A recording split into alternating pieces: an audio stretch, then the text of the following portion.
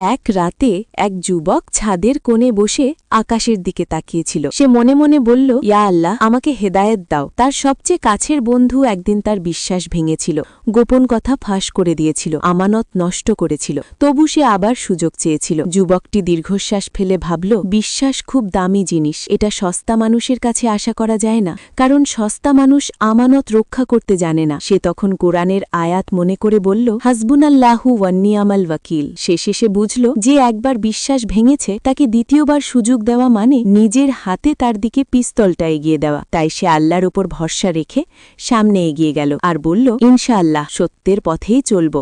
একজন মেয়ে যখন শ্বশুরবাড়ি থেকে বাবার বাড়িতে যায় তখন তার সবার আগে তার মাকে খোঁজে, আর যখন শ্বশুরবাড়িতে যায় তখন স্বামীকে খোঁজে। তাই এ দুজনেরই অভাব কেউ পূরণ করতে পারে না। মায়ের মমতার শূন্যতা কেউ ভরাট করতে পারে না, আর স্বামীর নিরাপত্তার ভরসার ঠিকানা কেউ দিতে পারে না। দুইটা সম্পর্ক জীবনে অপরিহার্য, একটা আশ্রয় আর একটা ভবিষ্যৎ। মা না থাকলে মন ভেঙে যায়, আর স্বামী না থাকলে জীবন এলোমেলো হয়ে যায়। খুব সুন্দর একটা হাদিস, বিশেষ করে ওই ভাইদের জন্য যারা ভাইরা নিজেদের মধ্যে লড়াই করে, একে অপরের খারাপ চায়। আমাদের নবীজি হজরত মোহাম্মদ সাল্লাল্লাহু আলাইহি ওয়াসাল্লাম বলেছেন যে আল্লাহ তোমাকে ততক্ষণ সাহায্য করতে থাকে যতক্ষণ তুমি তোমার নিজের ভাইয়ের সাহায্য করো। এই জন্য আপনার সেই দুর্বল ভাইকে সাহায্য করুন, আপনার ভাইকে সাহায্য করে উপরে উঠিয়ে দিন, তবে আল্লাহ আপনাকে অনেক উপরে উঠিয়ে দেবেন।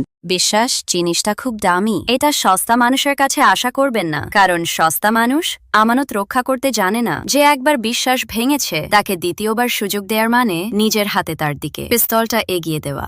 আমি একজন নারী, তারপরেও বলছি, দেখবেন কিছু কিছু নারী দুই বেলা রান্না করে নিজেকে বাড়ির কাজের লোক মনে করে, কিন্তু একজন পুরুষ সারা জীবন গাধার মতো খেটে উপার্জন করে, নিজের শখ বিসর্জন দিয়ে পরিবারের শখ পূরণ করে। বাস্তব জীবনে তো পুরুষে আসলে সংসারের চাকর, অথচ নারীরা কিন্তু পুরুষকে ঘরের মালিক বলে আর নিজেকে বাড়ির কাজের লোক মনে করে। জানেন কে বেশি মিথ্যা কথা বলে? পুরুষ বেশি মিথ্যা কথা বলে না, নারী বেশি মিথ্যে কথা বলে। সত্যি বলতে পুরুষের সবচেয়ে বেশি মিথ্যে কথা বলে। পুরুষ সব চাইতে বেশি মিথ্যে এটা বলে যে আমি ঠিক আছি। পুরুষের যতই কষ্ট হোক তারা কখনোই আপনাকে বলবে না, আর না তারা কাঁদবে, কারণ তারা জানে তাদের কান্না দেখলে এই সমাজ তাদের দুর্বল ভাববে। তাই পাহাড় সমান কষ্ট বুকে নিয়েও তারা আপনাদের সামনে নাটক করে যে ভালো থাকার। একটা ডিভোর্সি মেয়ে ফেসবুকে পোস্ট দিয়ে লিখেছিল, পৃথিবীর যে কোনো কিছুর বিনিময় হলেও আমি যদি আবার আমার স্বামীর ঘরে ফিরে যেতে পারতাম তাহলে বাকি জীবনে আমি আর আমার বাবার বাড়ি কারো সাথে কোন প্রকার সম্পর্কে রাখতাম না, কারণ ওই বাবার বাড়ির কূপ পরামর্শই আজ আমি ডিভোর্সি। আর একটা ডিভোর্সি মেয়ে বোঝে তার বাবার বাড়িতে প্রতিটা দিন কতটা দুর্বিষহ হয়, তাতে তার বাবার বাড়িতে যতই অর্থ সম্পদ থাকুক না কেন। আপনার পুরুষ মানুষকে মানসিক কষ্ট দিবেন না। পুরুষ মানুষ মানসিক যন্ত্রণা সইতে পারে না। পুরুষ মানুষ কখনো নিজের জন্য বাঁচে না। সংসারে একটা পুরুষ মানুষ বাঁচে তার প্রিয় মানুষের জন্য, তার সংসারে মানুষের জন্য। একটা পুরুষ আর কত দিকে সামলাবে বলুন তো? তাই পুরুষ মানুষকে কখনো মানসিক যন্ত্রণা দিবেন না। পুরুষকে বাইরে থেকে শক্ত মনে হলেও পুরুষের হৃদয়টা একেবারে প্রজাপতির মতো।